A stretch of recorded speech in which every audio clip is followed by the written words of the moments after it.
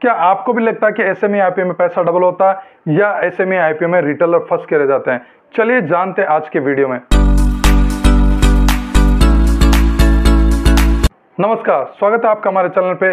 क्या ऐसे में आईपीओ में पैसा डबल होता है या रिटेलर उसमें फंस के रह जाता है? मैंने 1 जुलाई से लेकर 11 अक्टूबर तक जितने भी एसएमई आईपीओ आए उसको मैंने डिटेल में एनालिसिस किया, आपके सामने मैं शेयर करूंगा। 1 जुलाई से 11 अक्टूबर तक जितने भी एसएमई आईपीओ आए थे उनमें से कितने एसएमई आईपीओ ने पैसा डबल किया और कितने एसएमई आईपीओ ऐसे आए थे जिसमें रिटेलर फंस के रह गए।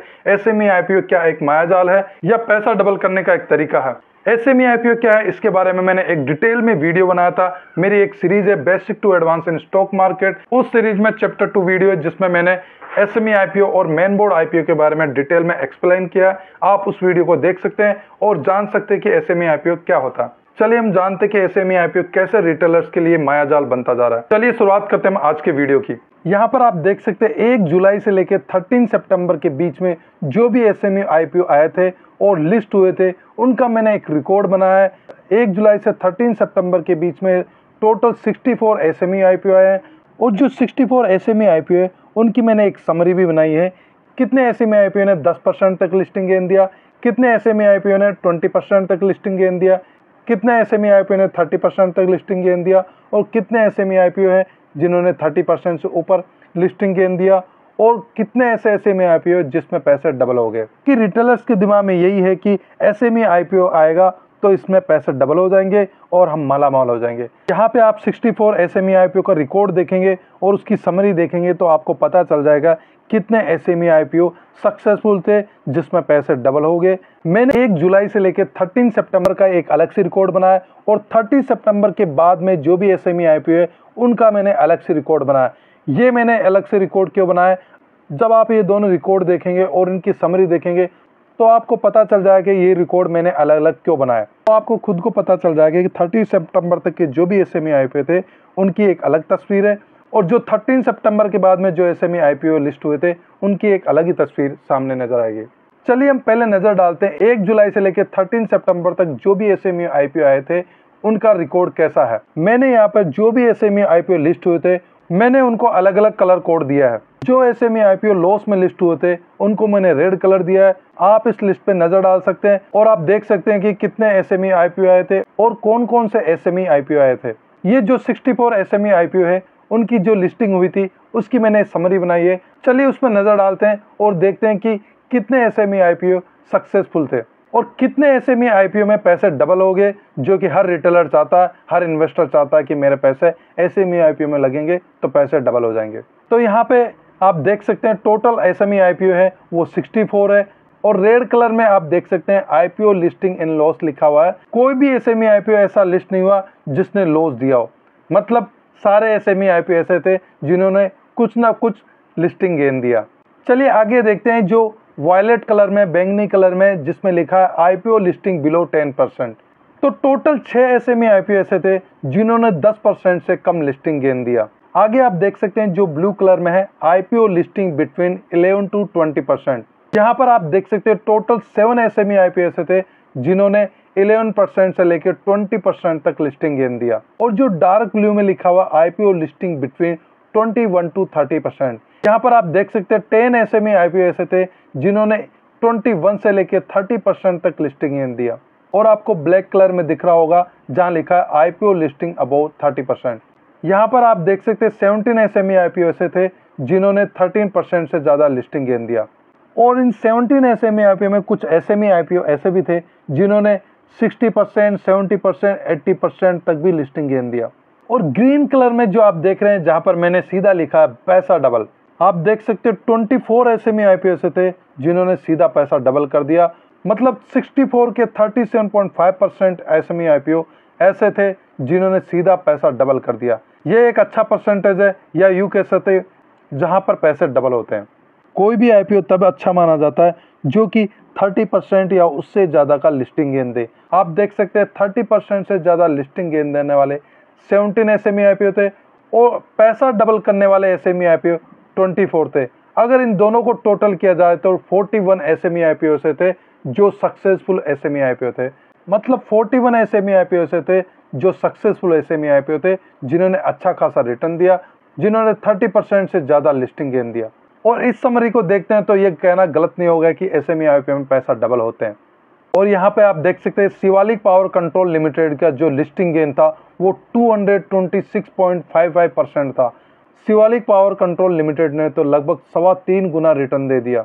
और डिवाइन पावर एनर्जी लिमिटेड में आप शेयर की प्राइस देख सकते हैं 40 रुपीज़ थी, लेकिन जब ये लिस्ट हुआ तो 152.30 रुपीज़ पे लिस्ट हुआ। इसका लिस्टिंग गेन देख सकते हैं आप 280.75% है। और डाइंस्टन टेक लिमिटेड SME IPO ने भी 2.5 गुना रिटर्न दिया है। आप देख सकते हैं SME IPO में इस शेयर की प्राइस 100 रुपीज़ थी और ये जब लिस्ट हुआ तो 252 रुपीज़ पे लिस्ट हुआ। जब SME IPO ऐसे लिस्ट होते हैं तो ऐसा लगता है SME IPO में पैसा डबल, ट्रिपल और 4 गुना भी हो सकता है। लेकिन यहाँ पर सवाल आता है कि क्या रिटेल इन्वेस्टर इतना लिस्टिंग गेन ले पाता है?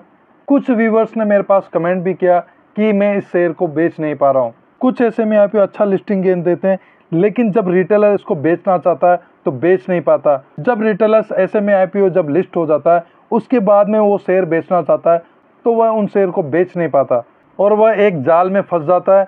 बड़े इन्वेस्टर तो अपना प्रॉफिट लेके निकल जाते हैं और वो शेयर लोअर सर्किट पे लोअर सर्किट लगता रहता है और स्थिति ऐसी आती है कि उसको कुछ लिस्टिंग गेन नहीं मिलता। और ऐसी भी स्थिति आती है कि जो SME IPO लिस्ट होने के बाद में उसको अच्छा खासा रिटर्न दे रहा था, वो SME IPO उसको लॉस देने लगता है, क्योंकि जब लोअर सर्किट लगता है तो वो बेच ही नहीं पाता। SME IPO के लिस्टिंग के बारे में मेरी यही सोच रहती है और मेरा यही ओपिनियन होता है कि जिस दिन SME IPO लिस्ट होता है, जितना भी SME IPO लिस्टिंग गेन दे रहा उतना लिस्टिंग गेन लेके हमें उस शेयर से एग्जिट हो जाना है। हमें उसी लिस्टिंग गेन से संतुष्ट होना चाहिए। अगर SME IPO लिस्टिंग के बाद में 90% या उससे ज़्यादा लिस्टिंग गेन दे रहा है तो रिटेलर्स के लिए वो बहुत पर्याप्त है।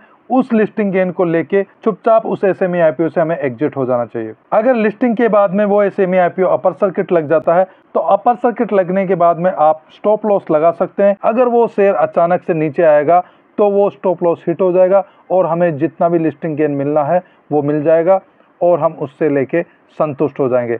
अगर वो शेयर नीचे आते हुए लोअर सर्किट लग जाएगा तो हम फंस जाएंगे और लोअर सर्किट लगने के बाद में फिर वो शेयर बिकेगा नहीं और हम फंस के रह जाएंगे और जो हमें लिस्टिंग गेन मिलने वाला था वो भी नहीं मिल पाएगा। अगर दूसरे दिन भी उस शेयर में अपर सर्किट लगता है तो आप उसमें स्टॉप लॉस लगाइए और निश्चिंत हो जाइए, क्योंकि आप सारे दिन भर बैठकर उसको देख नहीं सकते कि वो शेयर नीचे आएगा या नहीं आएगा। आप स्टॉप लॉस लगाइए, अगर वो नीचे आएगा तो स्टॉप लॉस हिट हो जाएगा और आपको जितना लिस्टिंग गेन मिलना है वो मिल जाएगा, उसी में आप संतुष्ट हो जाइए। क्योंकि SME IPO में फंस गए तो आप लंबे समय तक फंस के रह जाएंगे, फिर आप उतना सब्र नहीं कर पाएंगे, धैर्य नहीं रख पाएंगे। तो मेरा यही कहना है कि जो भी SME IPO में आपको लिस्टिंग गेन मिल रहा है लिस्टिंग डे पे, आप उसको लेके संतुष्ट हो जाइए और अगर वो शेयर अपर सर्किट लग जाता है तो आप स्टॉप लॉस लगा दीजिए। SME IPO में बिल्कुल भी लालच ना करें, लालच करेंगे तो आप फंस के रह जाएंगे, क्योंकि SME IPO रिटेलर्स का गेम नहीं है, ये एक बड़े इन्वेस्टर का गेम है।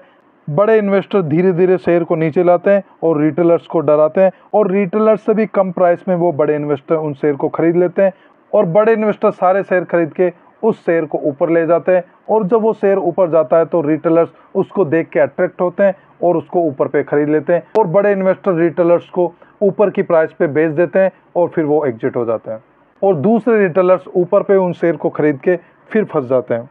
आपने देखा कि 64 SME IPO में ऐसे भी SME IPO थे जिन्होंने 200% से ज़्यादा का रिटर्न दिया, लेकिन रिटेलर्स इतना लिस्टिंग गेन ले नहीं पाते और रिटेलर्स लिस्टिंग के बाद में फंस जाते हैं और बड़े इन्वेस्टर अच्छा खासा लिस्टिंग गेन लेके निकल जाते हैं। इसके लिए 4 जुलाई को एक नया रूल आया कि SME IPO जितने भी है उनका जो लिस्टिंग है वो 90% से ज़्यादा लिस्टिंग गेन नहीं होगा। तो 4 जुलाई के बाद में अगर कोई SME IPO ज़्यादा लिस्टिंग गेन देता है तो वो 90% तक ही लिस्टिंग गेन दे सकता है। इससे ज़्यादा लिस्टिंग डे पर वो लिस्टिंग गेन नहीं दे पाएगा। लिस्टिंग होने के बाद में वो अपर सर्किट लग सकता है, जो कि ज़्यादातर आप 99% या 100% के आसपास देख सकते हैं। इस रिकॉर्ड में भी आप देख सकते हैं 4 जुलाई के बाद में आप देख सकते हैं जो भी SME IPO लिस्ट हुए वो 90%, 99% या 100% के आसपास ही लिस्ट हुए। लिस्टिंग होने के बाद में वो अपर सर्किट लग जाते हैं तो वो 99%, 100%, 110% लिस्टिंग गेन दे सकते हैं। फिर भी ओवरऑल देखा जाए तो 1 जुलाई से लेकर 13 सितंबर तक जो भी 64 SME IPO थे उनका जो सक्सेस रेशियो है लिस्टिंग गेन का वो बहुत अच्छा था। जिन इन्वेस्टर ने SME IPO में अप्लाई किया उनको कुछ ना कुछ फ़ायदा ही हुआ है, कोई नुकसान नहीं हुआ। लेकिन 13 सितंबर के बाद में जो रिकॉर्ड देखते हैं वो एसएमई आईपीओ को रिकॉर्ड अच्छा नहीं है। मैंने यहाँ पे 16 सितंबर से लेके 11 अक्टूबर तक के जो भी एसएमई आईपीओ लिस्ट हुए उनका रिकॉर्ड बनाया और आप देख सकते हैं यहाँ पर उसमें आपको रेड कलर ज़्यादा दिखाई दे रहा होगा। 13 सितंबर के बाद में जो 34 एसएमई आईपीओ का मैंने रिकॉर्ड बनाया उसकी समरी पे आप नज़र डालेंगे। रेड कलर में जो दिख रहा है आपको आईपीओ लिस्टिंग इन लॉस, यहाँ पे 34 में से 10 एसएमई आईपीओ थे जिन्होंने लॉस दिया। इन 10 एसएमई आईपीओ में ऐसे एसएमई आईपीओ थे जिन्होंने कोई लिस्टिंग गेन नहीं दिया या जो एसएमई आईपीओ लिस्ट हुए उन्होंने इन्वेस्टर को लॉस दिया। वायलेट कलर में आप देख सकते हैं IPO listing below 10%। 7 SME IPO से थे जिन्होंने 10% से कम लिस्टिंग गेन दिया। और ब्लू कलर में आप देख सकते हैं IPO listing between 11 to 20%। 5 SME IPO से थे जिन्होंने 11 से लेकर 20% का लिस्टिंग गेन दिया। डार्क ब्लू कलर में आप देख सकते हैं आईपीओ लिस्टिंग बिटवीन 21 to 30%।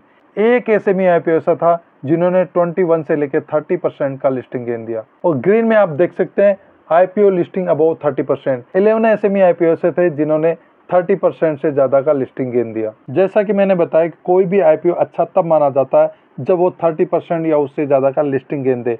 यहाँ पे आप समरी में देख सकते हैं 10 ऐसे एसएमई आईपीओ थे जिन्होंने लॉस दिया।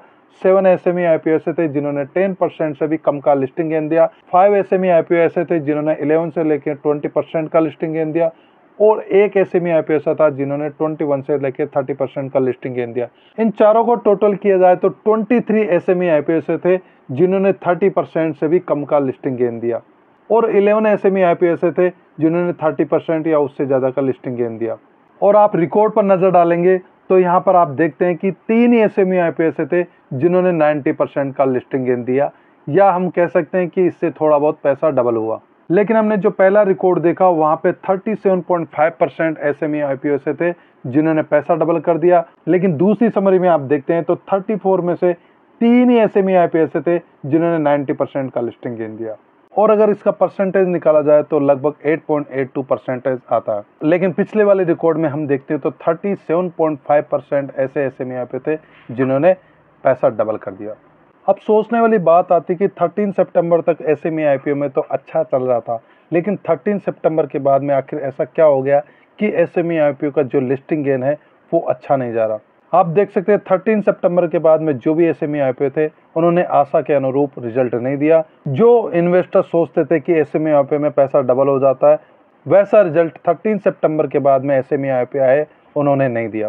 13 सितंबर के बाद में जो एसएमई आईपीओ थे उनका जीएमपी अच्छा चल रहा था, तब भी उनका लिस्टिंग अच्छा नहीं हो पाया। और कुछ एसएमई आईपीओ ऐसे थे जिनका जीएमपी 0 चल रहा था, उन्होंने अच्छा रिटर्न दिया। तो इन दोनों रिकॉर्ड को देख के हम एक कंक्लूजन निकाल सकते हैं कि जो पहले वाला रिकॉर्ड था 1 जुलाई से लेकर 13 सितंबर तक, उस रिकॉर्ड को देख के हम कह सकते हैं कि एसएमई आईपीओ में हम मालामाल हो सकते हैं, पैसा डबल हो सकता है। 13 सितंबर के बाद में जो रिकॉर्ड देखते हैं तो हम सोच में पड़ जाते हैं कि आखिर ऐसा क्या हो गया कि पहले जो एसएमई आईपीओ लिस्ट होते थे वैसे एसएमई आईपीओ लिस्ट नहीं हो रहे। मेरा यही कहना है कि जो एसएमई आईपीओ अभी आ रहे हैं तो हमें जीएमपी देखकर ही अप्लाई नहीं करना है। क्या उस कंपनी के फाइनेंशियल अच्छे हैं, केपीआई वैल्यू अच्छी है, कहीं उसकी लायबिलिटी ज़्यादा तो नहीं है, फाइनेंशियली वो वीक तो नहीं है, ये भी हमें देखना है। केवल जीएमपी के आधार पर ही हमें अप्लाई नहीं करना है, क्योंकि जीएमपी कोई गारंटी नहीं देता है कि लिस्टिंग गेन अच्छा ही होगा। लिस्टिंग डे से एक दिन पहले जीएमपी अचानक से कम हो सकता है। हमें ये देखना है कि कंपनी फाइनेंशियली अगर स्ट्रॉन्ग है तो हम उस एसएमई आईपीओ में अप्लाई कर सकते हैं। कभी कभी ये भी देखा जाता है कि कंपनी फाइनेंशियली स्ट्रॉन्ग नहीं होती है लेकिन उसका जीएमपी बहुत अच्छा होता है। अगर उस एसएमई आईपीओ के लिए जीएमपी लगातार बढ़ता जा रहा है, कम नहीं हो रहा है, तो उस एसएमई आईपीओ में केवल लिस्टिंग गेन के लिए ही हम अप्लाई कर सकते हैं और लिस्टिंग डे के दिन उस एसएमई आईपीओ से हम एग्जिट हो सकते हैं। और ज़रूरी नहीं कि सभी एसएमई आईपीओ में अप्लाई करना है, जो एसएमई आईपीओ अच्छे हैं उन्हीं में अप्लाई करना है। आपने रिकॉर्ड देखा 13 सितंबर के बाद में जो भी एसएमई आईपीओ है वो रिटेलर्स के लिए एक मायाजाल बन गया है। उस मायाजाल में रिटेलर्स फंस गए हैं। आपने देखा कि 34 में से 10 एसएमई आईपीओ से है जो अभी तक लॉस में है। अब से जो भी एसएमई आईपीओ आएंगे उसमें आपको सोच समझ के अपना डिसीजन लेना है और फिर आपको अप्लाई करना है, तभी आप इस एसएमई आईपीओ के मायाजाल से बच सकते हैं। नहीं तो आप इस मायाजाल में फंस जाएंगे, क्योंकि एक एसएमई आईपीओ में अप्लाई करने के लिए 1 लाख या उससे ज़्यादा का अमाउंट चाहिए और इतना अमाउंट रिटेलर के पास में आसानी से उपलब्ध नहीं हो पाता। या तो आप कहीं से उधार लेते हैं या अपनी मेहनत की जो कमाई होती है वो आपके एसएमई आईपीओ में फंस जाती है और जो आपके पैसे होते हैं फिर वो लॉस में चले जाते हैं और आपको बहुत दुख होता है। एंड में मैं यही कहूँगा कि अब से जिस भी एसएमई आईपीओ में आप अप्लाई करें उस एसएमई आईपीओ में आप अपना निर्णय सोच समझ के लें, ताकि आप एसएमई आईपीओ का जो मायाजाल है उसमें फंसने से बच जाए। इस वीडियो में आपने देखा कि मैंने 2 रिकॉर्ड बनाए। 1 जुलाई से लेकर 13 सितंबर तक जितने भी एसएमई आईपीओ आए थे उनका एक रिकॉर्ड अलग से बनाया और 13 सितंबर के बाद में जितने भी एसएमई आईपीओ आए थे उसका रिकॉर्ड मैंने अलग बनाया और दोनों रिकॉर्ड की मैंने अलग अलग समरी बनाई है। उन दोनों समरी को देखने के बाद में आपको पता चल गया होगा कि कैसे एसएमई आईपीओ रिटेलर्स के लिए एक मायाजाल बनता जा रहा है। 13 सितंबर के बाद में जो मैंने एसएमई आईपीओ की समरी बनाई है उसको अब आप ध्यान में रखिए और जब भी आप एसएमई आईपीओ में इन्वेस्ट करते हैं तो थोड़ा सोच समझ के अपना डिसीजन ले। इस वीडियो से रिलेटेड कोई भी सवाल है तो आप कमेंट बॉक्स में डाल सकते हैं। इस वीडियो को लाइक कीजिए, शेयर कीजिए। अगर आप हमारे चैनल पर नए हैं तो चैनल को सब्सक्राइब कर लीजिए। वीडियो देखने के लिए धन्यवाद।